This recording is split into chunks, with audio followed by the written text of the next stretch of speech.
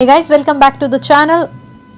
This is Dr. Sangeeta here with you for another lecture of Dental Pathshala, where we help you understand and learn dentistry better and easy. When this video is a continuation of the Express Revision course for oral and maxillofacial surgery. Before we get started, make sure you subscribe to the channel and hit on the bell icon so that you don't miss any of our exciting videos. You can also check out the link provided in the description box below for the notes of this particular video lecture, and also check out our website www.xtooth.com for more interesting notes. So let's get started with the today's topic, which is the orbital fracture. Till now we have covered the management of a fracture, mandibular fracture, Leaford fracture, the midfacial fractures, and the zygomatico-maxillary complex fracture. Now we'll be starting with the orbital fracture. And before we continue, let's have a look at the bony orbit. Since we are talking about the orbital fracture, it is very important that we understand the anatomy of the orbit first. So let's have a look at all the structures inside a bony orbit. So we have over here in the bony orbit, here is the supraorbital notch. So here we have is the supraorbital notch, and then we have optic canal. So as you can see, this white one, this is the optic canal, guys. So this particular structure is the optic canal. This structure is the superior orbital fissure. So superior orbital fissure. When there is a fracture of superior orbital fissure, we call it superior orbital fissure syndrome. Then we have got the inferior orbital fissure that I am going to show you in some another view, because here it's not visible. So let's talk about the bone. This is the orbit, right? We have the boundaries of the orbit. So the walls, I can say, the one which is towards the midline is the medial one. So this is the medial wall of the orbit. The one which is away from the midline is the lateral wall of the orbit. The one which is present in anteriorly is the superior wall of the orbit. The one which is present inferiorly is the inferior wall of the orbit. So this is the inferior orbital rim. This rim, guys, is the inferior orbital rim. Then we have got the roof of the orbit and the floor of the orbit. So this one is the roof of the orbit, which consists of the orbital part of the frontal bone. This is the frontal bone, right? So this is the frontal bone. The part of the frontal bone which goes inside the eye or inside the orbit is the orbital part of the frontal bone. This particular part is the part of the maxillary bone. So this is the orbital part of the maxillary bone. And we also have, as you can appreciate over here, this is the optic canal. Then we have the superior orbital fissure, and here is the lacrimal bone. Then this is the ethmoid bone. This bone is the ethmoid bone. This particular part which is close to the above the superior orbital fissure is the lesser wing of the sphenoid. This particular part is the greater wing of the sphenoid. All these we have already covered. So let's have a look at here. You can appreciate now the superior orbital fissure, guys. So this is a superior orbital fissure. This particular fissure is the superior orbital fissure, right? So this one. Then we'll have a look all the angles. You can also appreciate the optic canal if you can here.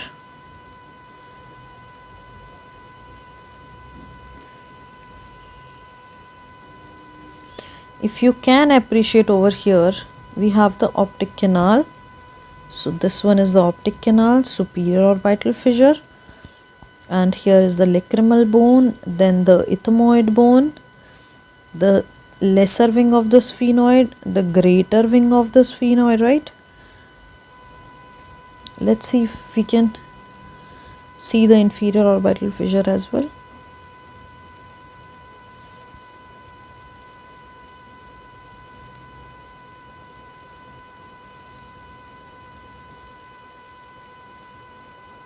So yes, I think this view we can see the inferior orbital fissure. You can see this inferior orbital fissure as well.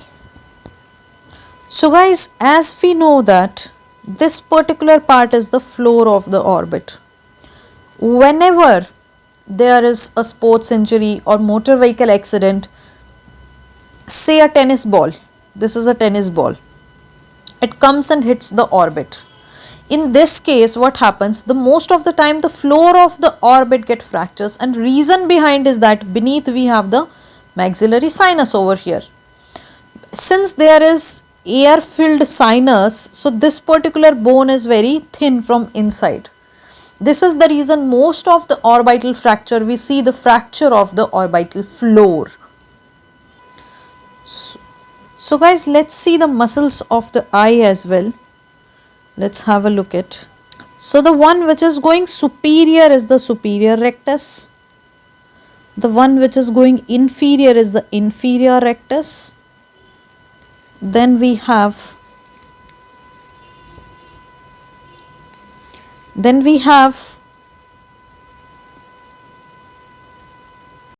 the one which is towards the midline is the medial, right? So then we have this one is the medial rectus. The one over here is the lateral rectus. So we have studied superior rectus, inferior rectus. Since inferior rectus is involved with the floor of the orbit, so this is the muscle which gets stuck in case of orbital floor fracture. Then we have here the one in oblique, if you can make out, this is the superior oblique, and one here is the inferior oblique. Let me just show you in some view. So if you can see over here, the one which is, this one is the superior oblique, this one is the inferior oblique. So these are the extraocular muscles, right? Behind this extraocular muscles, behind the globe of the eye, this is the globe of the eye. So behind this you will have the space in between these muscles. This is the retrobulbar space which we have talked about in zygomaticomaxillary complex fracture, and as well as in the orbital fracture. Once rupture of the artery, there is accumulation of blood in this space, is what do we call the retrobulbar hemorrhage. So because of that, because of this blood in this space, there is increase in the intraocular pressure, and this can lead to the compression of this optic nerve, and the person may go into the permanent blindness. So this is an emergency situation which should be treated as early as possible. So this is a diagram showing you the floor of the orbit. So the orbit and the maxilla, and you can see over here the floor of the orbit on which the globe is lying. So beneath this you can see over here is the maxillary sinus, guys. The space, if you can make out, the space over here, we have the maxillary sinus, right? So this is the maxillary sinus. Whenever there is a fracture of the orbital floor, so let me show you in some another view like this. I told you that the floor is the one which is fractured, and the reason behind is this. If you can appreciate, there is a thin bone in which is present in the floor. So this is the reason that floor is most commonly prone to the fracture, and whenever there is a hit from the outside, like from on the eye, then most commonly this floor get fractures. Say suppose this is the floor, and what happens whenever there is a fracture, you can see that there is some pieces of the floor which goes inside the maxillary sinus like this, and because of that the orbit space is increased. Because say this is the globe, then we have which is lying on the floor of the orbit. And if there is injury or impact from outside, so there is fracture of the floor, what happens? The floor becomes like this now. Earlier it was like this. Now the content has gone into the maxillary sinus. So because of that, if you can see, this area in the flow in the orbit has increased, and the volume, since the bony orbital volume has increased, so eyes goes inside, they sunk inside. So the eyes normally, if you see, this is the say let me just once again draw a person face.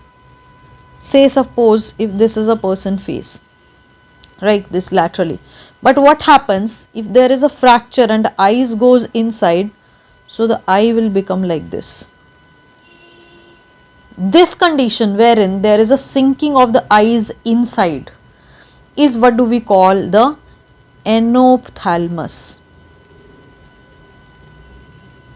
Anophthalmos, that means inside sinking of the eyes, and this is because of the fracture of the orbital floor, and the content of the orbital floors goes inside the maxillary sinus, right. So we have got two kinds of fracture, I can say. The one in which, say this is the floor, this is the floor, right. After the injury, there is a fracture of the floor. So what happens? The area increases. So the orbit content goes out of the orbit. This kind of fracture is known as blowout fracture. There is one more kind of fracture in which the content or the bone goes inside the orbit. That can be a fracture of the roof. Say if there is fracture of the root, so bony fragments goes inside the orbit. So this bone fragments come inside the orbit, that is known as blow in. That means the contents are blowing inside the orbit. So that is a blow in. When the contents of the orbit are going out of the orbit, say in the maxillary sinus, that kind of fracture is known as blowout fracture. So blowout fracture is the floor fracture, floor of the orbit fracture. Blow in fracture is when there is a roof of the orbit fracture. Root of the orbit fracture, guys, is rarely seen. Most commonly we see the floor of the orbital fracture. And if there is floor of the orbital fracture, we see the increase in the orbital volume, which leads to inward sinking of the eyeball, which we call the anophthalmos. And the opposite is the exophthalmos, that is when the content of the bone are going inside the orbit, so eyes go out, so that is outside, so that is the exophthalmos, which is opposite to the anophthalmos. You all know that whenever there is a fracture, we see ecchymosis because of the rupture of the blood vessels, we see swelling, edema, ecchymosis. So all these things are associated with the fracture. Whenever there is a orbital fracture, say because of the fracture of the orbit, there can be injury to the globe also. So the person can have impairment in the vision. So if the person is having double vision or the blurred vision, this is something we call it diplopia. So diplopia is when the person is having blurred vision or the double vision. So diplopia. Or also the person can have either anophthalmos. If the person is having the fracture of the orbital floor, then it is anophthalmos. If it is the roof, then exophthalmos. So based on that, we also see, guys, if there is fracture to the ethmoid bone, so in that case the CSF comes out from the nose, that is we call it CSF rhinorrhea. That means the CSF coming out of the nose. Then what happens, since there is this is the floor of the orbit, right? Now there is discontinuation in the floor of the orbit. So since there is discontinuation in the floor of the orbit, so air from the maxillary sinus can escape out into the orbit. So that can also lead to the emphysema, orbital emphysema. Also, we see there is increased distance between the canthus of the eyes. So we can also see over here. So we can also see that there is telecanthus. This telecanthus we have also covered in the zygomaticum-axillary complex fracture, if you can recall. So this is the interpupillary line, okay, between the two pupils of the eye. This is interpupillary distance. That means between the two pupils, pupillary distance. If we divide this interpupillary distance by 2, then we get the intercanthal width or intercanthal distance. That means distance between two canthus of the eyes. So if I have to draw the canthus of an eye, then it can be, this is the medial canthus, right? This is the medial canthus. So the distance between the medial canthus is the intercanthal width or intercanthal distance. If this distance is normally 28 to 32 millimeters, we say on an average 30 millimeters. If it is more than 35 millimeter, we call it telecanthus. Telecanthus. This telecanthus is when the distance between intercanthus distance is increased. So in case if there is orbital fracture, so all of the things has gone inside, sometime laterally, so this distance has increased, right? This is something we see in orbital fracture also, in zygomatic fracture also, in Lefort 3 fracture also. So but the difference over here, some of the times the students are confused between, if it is traumatic, this is usually due to injury, so we call it traumatic telecanthus. Trauma word means injury. So traumatic telecanthus is increase in the intercanthal width, increase in the intercanthal distance because of the trauma, right? So this is traumatic telecanthus. If sometimes what happens, if whole of the bony part of the orbit is like apart, as in case of a bony syndrome, bony defect, we call it hypertellurism. In case if a person is having genetic disorder and the bony orbit distance is more, I mean in the skull the bony orbit distance is more, we call it the hypertellurism. So this is the difference. Sometimes the students gets confused between telecanthus and hypertellurism. So what we do in case of a telecanthus? This is because of the medial canthal ligament is ruptured, right? So here we have the medial canthal ligament, it is ruptured. So in this case it is ruptured, it get free and it goes laterally. So what we do, usually there is a procedure something known as transnasal canthopexy. So what we do guys over here, say this is a medial canthal ligament, we put a screw over here, right, in the opposite side, and we take this medial canthal ligament and we engage the medial canthal ligament into this screw. So this is, it sustains the positioning of the medial canthal ligament. So the canthus is attached to this screw. This procedure is known as transnasal canthopexy. This is what do we do when there is a rupture of the medial canthus ligament. So guys, most commonly we see orbital floor fracture in case of orbital fracture, and reason behind is there is a maxillary sinus beneath it and the bone is very thin. So most commonly the floor get fractures. So the orbital fractures are also known as the blowout fracture. Blowout fractures. So these blowout fractures are isolated comminuted fracture when there is orbital wall fracture. So orbital wall get pressed and we see that basically orbital floor, which wall of the orbit get fractures? The orbital floor, and the medial wall is, we call it the blowout fracture. So we have got a classification, the simple fracture, we know simple and complex fracture, right? So blow in and blow out fracture. Blow in fracture, if you can see, this particular situation is a blow out fracture. That means the content of the orbit goes out from the orbit. So this particular situation, when the person is hit by a tennis ball, you can see over here in the diagram.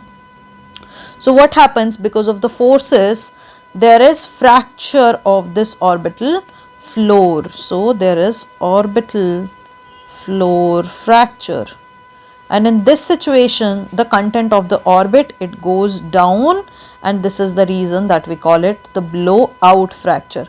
Now in this diagram you can see over here, there is fracture of the roof of the orbit, and the comminuted fracture you can see over here. The bony fragments goes inside the orbit, and therefore this is a blow in fracture, wherein there is collection of the bony fragments inside the orbit, you can say. So that is a in fracture.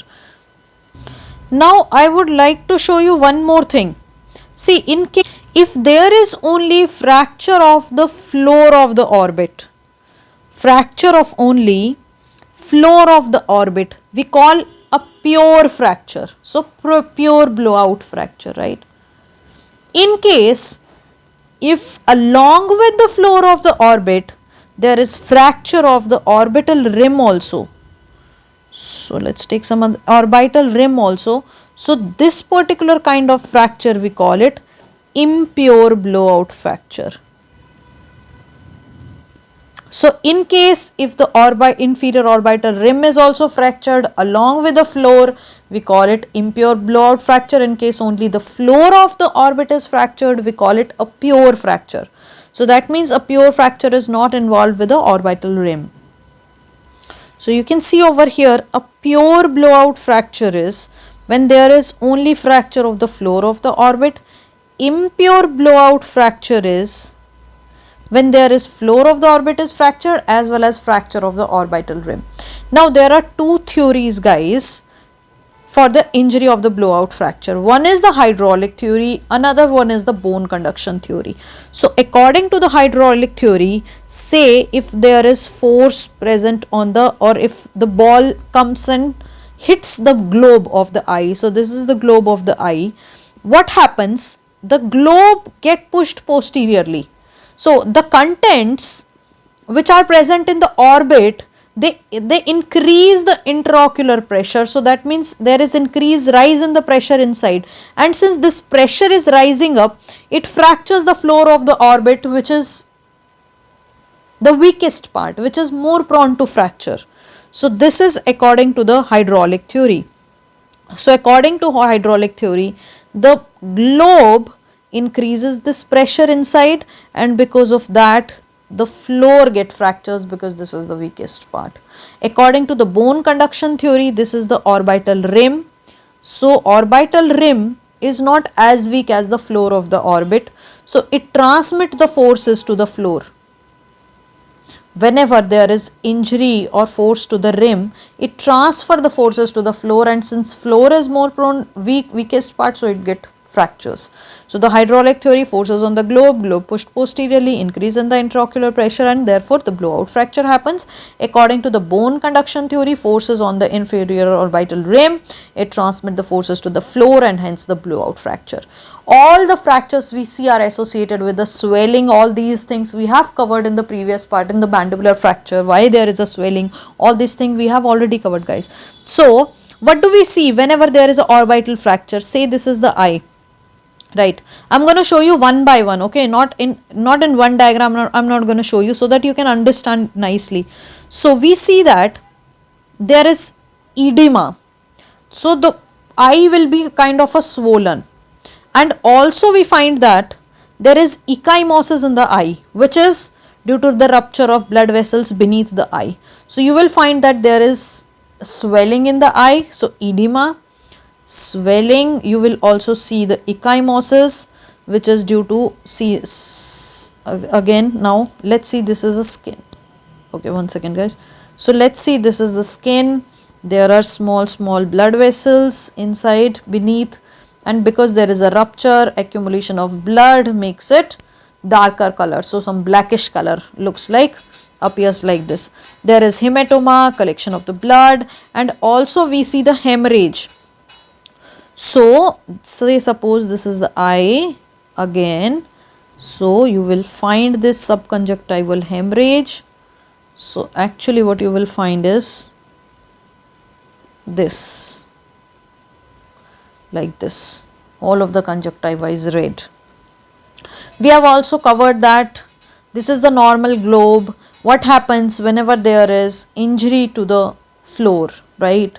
So whenever the floor get fractures, so there is increase in the orbital volume. Because of that, there is inward sinking of the eye, and this condition is something called as anophthalmos. Anophthalmos, inward sinking of the eyeball, right?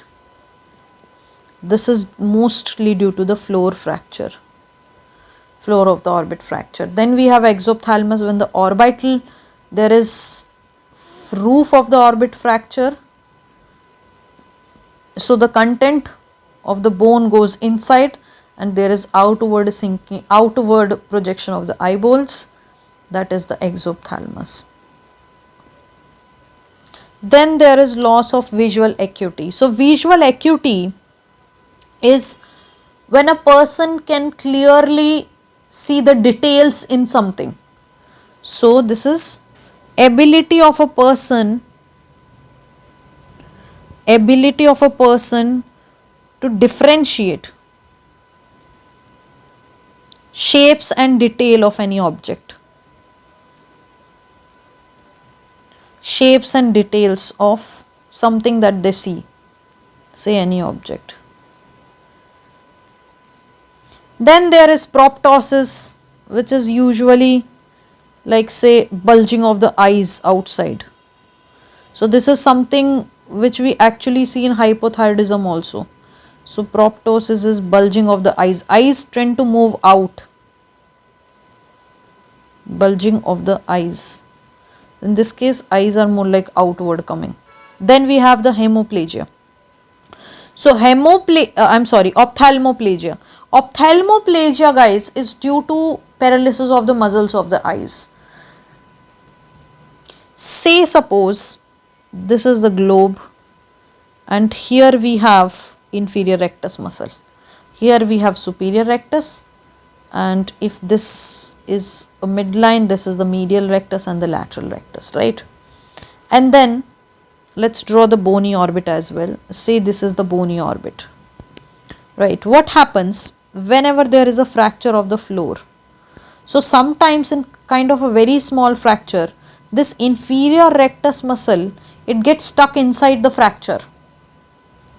So in such a situation, we see that there is muscle entrapment. In all these things, I mean, like whenever there is a fracture, there can be association of a paralysis of the muscle of eye. So ophthalmoplegia is paralysis of the muscle of eye.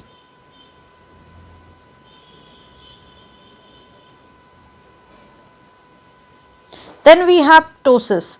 Ptosis is, guys, drooping of the eyes. So drooping of the eyes. So that means this is a normal eye, say. Then we have kind of this.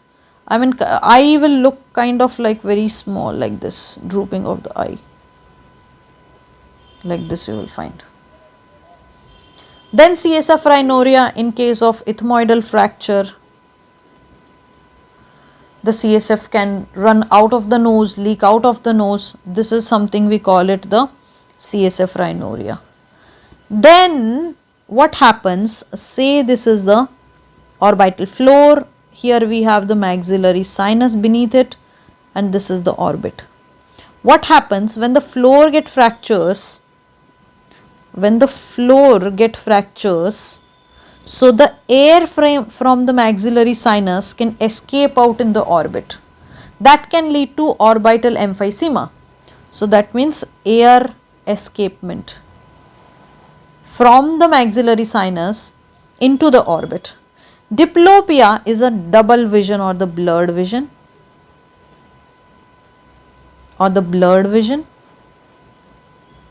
So if you can see this hand, the person sees like this. He cannot see properly things. So there is a blurred vision or a double vision. We have also covered increase in the intercanthal width. So this is a normal intercanthal width. And here there is increase in the intercanthal width, which we call the telecanthus, traumatic telecanthus. Normally it is between 28 to 32 millimeters. Some books there can be 30 millimeters. So average if you take. But if it is more than 35 millimeter, we say traumatic telecanthus, and we have also covered the difference between the traumatic telecanthus and the hypertelorism. Now what happens? We do the examination, right? So we check for the swelling, we check for chemosis is when there is, the conjunctiva looks like watery, so it looks like blisters. That is the chemosis. We look for ecchymosis, the darkening, laceration, ptosis, all these things we check. Guys, if there is injury to the globe, say, or injury to the lacrimal sac, all these injuries are not to, we don't take care of all these injuries. Basically, oculoplastic surgeon takes care of all these things and reconstruct. The main thing being a oral and maxillofacial surgeon for us is reconstruction of the orbital or floor. So that is what we do. We make the bony things. We are not concerned with the globe and lacrimal sac and all these things. So we check for visual acuity, and how do we check? We make sure this patient is standing 6 feet from this Snellen chart. So this is Snellen chart, and the person is standing 6 feet. Person should be able to read at least these first 4 lines. At least first 4 lines. If he is unable to read it, we call it loss of visual acuity. Loss of visual acuity. So basically, visual acuity is ability of a person to differentiate the shapes and details of the things that he sees. So the perception, basically the depth of the vision and the depth of the perception, and color vision also we see in the visual acuity itself. Then we check for the extraocular muscles. So how do we check for extraocular muscles? We start from the right side top. We take our finger, first of all, we take our finger, ask the patient to see the finger. We take the finger as far as we can see the finger. I mean, up till a vision that you can see, we take the finger up till there. Then from the right, we go right top to right, then right bottom. Then we go to left, left top, left bottom. So we make a H, right? And then we see if the eyeballs of the person is moving. So this is for down, this is for up, this is for this. So we check for all these. So right, then we check for left. So like that. Inferior rectus we know is involved with a down, right and down, right? So all these muscles, guys, we have already covered, right? So this is the globe. Then we have here all the muscles, right? So this is the superior rectus, inferior rectus. If this is the midline, then we have medial rectus and the lateral rectus. We also have here superior oblique, inferior oblique, right? So this is how we check. Then we also check for a pupillary response, that is the light reflex. This also we have covered in the first part of this rapid revision, express revision course. So light reflex, what we do, we take a torch, flashlight, we put it on the patient eyes like this, cover with the help of one hand. If we are seeing this light reflex in the same eye, so this eye if we are seeing, so that will be the direct. If we are putting light in this eye and checking the pupils of the other eye, this is indirect. This one is indirect. So there are two reflexes. One is direct, another one is indirect. What do you see in this?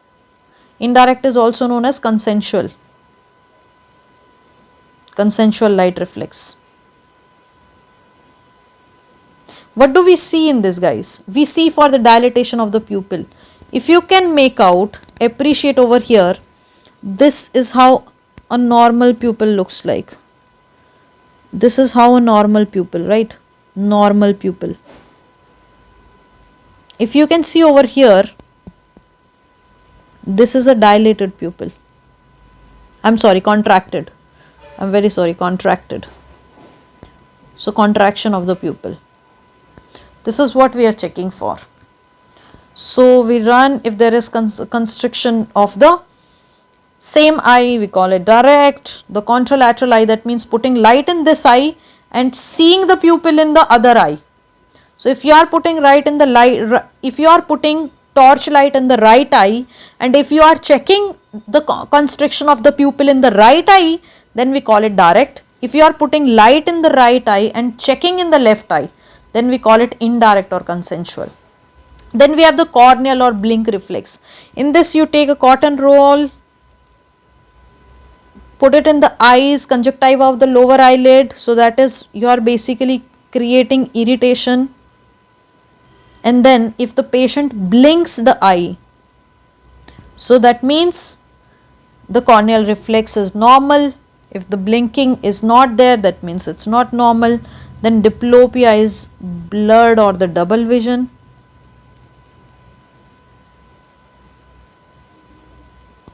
Or the double vision. We have two kinds of diplopia. One is monoocular,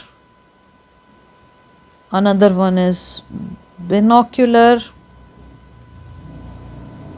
So binocular is the one which is associated with hematoma and like restricted mobility injury and all. Then we have got tests to check the diplopia, and these tests are very important. And in fact, if we have to go for surgery or not, that is also depend on this force duction test. So it is very important. Then we have Hess chart and electromyography. So force duction test is, first of all, we give the local anesthesia. We give the LA. So force duction test is to check whether there is absence of the movement or not due to any mechanical restriction. So we give LA to the patient, and then we grasp the conjunctiva with a forceps. With a forceps. As you can see over here, first of all, this is retraction. So leave this particular part. This is retraction. So if you can see with a non-tooth forceps, there is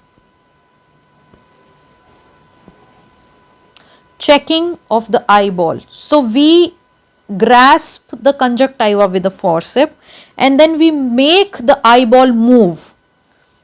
So if the eyeballs are moving, say suppose if you are grasping from both ends and taking it laterally, and if the eyeball is also going laterally, that means the force duction test is normal. If you are taking this side medially, say if it is going medial direction, that means normal. If you are taking it down and the eyeball is also going down, that means it's normal. So like that you check in all the direction. So grasp the conjunctiva with a forceps, and then you made the eyeball move.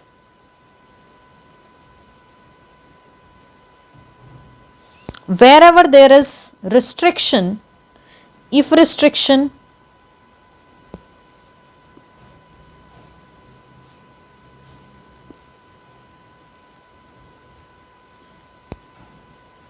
that means that particular muscle is entrapped. So this is how we see the muscle entrapment, right? Entrapment. Say suppose it is not going in, say down and right, that means inferior rectus muscle is involved. So if there is a muscle entrapment, guys, do remember this, if there is a muscle entrapment, that should be treated as soon as possible, as early as possible, because otherwise the muscle will form scar, there can be permanent diplopia, and that kind of contracture is known as the Volkmann contracture.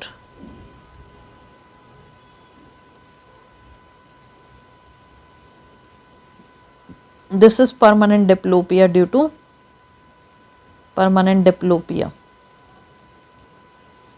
the muscle scar formation.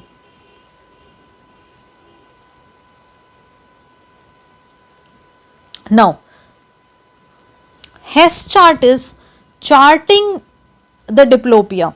So, there are 9 positions of the gaze. We ask the patient to put the head over here, and then there are these eye movements, right? We make the chart at the 9 points. So, like this 1, 2, 3, 4. So, in all these things, we are going to see the depth of the field. So, basically, this is opposite to the diplopia. I mean, the charting, higher field belongs to the higher eye and all this. So, basically, this method, Hess chart, is checking the diplopia.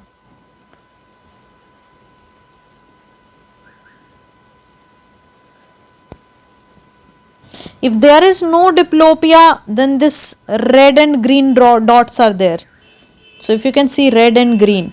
So, if red dot, let's draw a red dot and green dot are separated. Separated means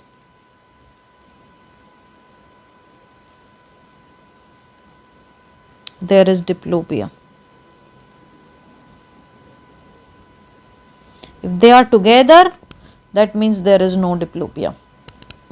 So, basically you are seeing the depth of the field with a gaze, 9 points, right. Then we have the retrobulbar hemorrhage. You guys all know what happens behind the eye. There is retrobulbar space. If there is injury in the orbital area, so there is a rupture of infraorbital artery, there is accumulation of blood behind the eye, and this accumulation of blood behind the eye increases the intraocular pressure. So, there can be compression of the optic nerve, and it should be treated as early as possible, because there can be the paralysis of the eye and the nerve. Because of the compression of the nerve, the person can go into the blindness, that is the permanent blindness. So, it should be treated as soon as possible. So, you should not take much time in case if there is, like, say, retrobulbar hemorrhage. The golden hour is something we say, some books it's written 60 minutes, some books it's written 90 minutes. This is the golden hour. So, you have to do the surgical decompression. So, that is, you have to go surgically, have to take the incision, and then like you go from lateral side. So, this side you are going to incise. So, you cut the lateral canthus, and then you go behind the lateral rectus, and then you take a curved artery clip and then open it, and you make sure that all the blood comes out of this. So, this is how you do surgical decompression. For the retrobulbar hemorrhage. And the first thing, you give some IV medications. So, that is, you give mannitol in the IV, you give acetazolamide, you also give hydrocortisone,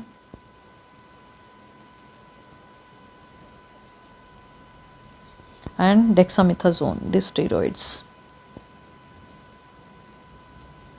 Now, if you can see here, we have a CT scan. So, this is a CT scan, right. In this CT scan, if you can appreciate, there is compression of this optic nerve, guys, and there is this retrobulbar hemorrhage in the right side. So, retrobulbar hemorrhage in the right eye. Also, one more thing we can analyze from this. If you can see over here, if you draw this line and